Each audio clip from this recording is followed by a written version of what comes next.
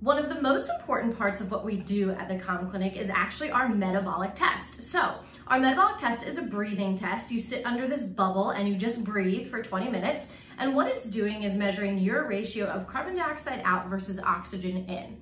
And what it tells us is how many calories your body is burning at rest. So you may have heard that referred to as basal metabolic rate or resting metabolic rate. Those two things can be used interchangeably, BMR and RMR.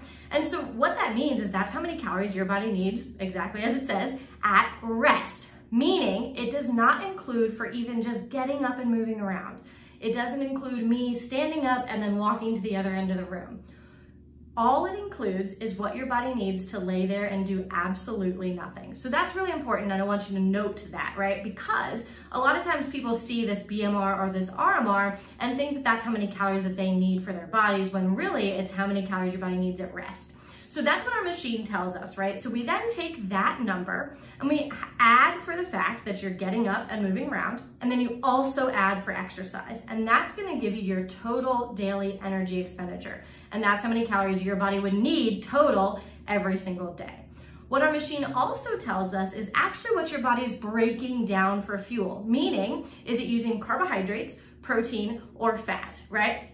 So you'll see here we have this protein substrate. This would be the body's breakdown of muscle, collagen, and connective tissues. We want that to be normal, of course. We do not want your body breaking down too much of your lean mass.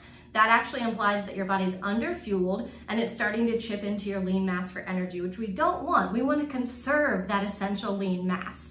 It also tells us if your body's breaking down fat in a fasted state. And then of course it tells us if your body is utilizing carbohydrates. Really that just means food. And if it is, that can be an indicator of a couple of other things.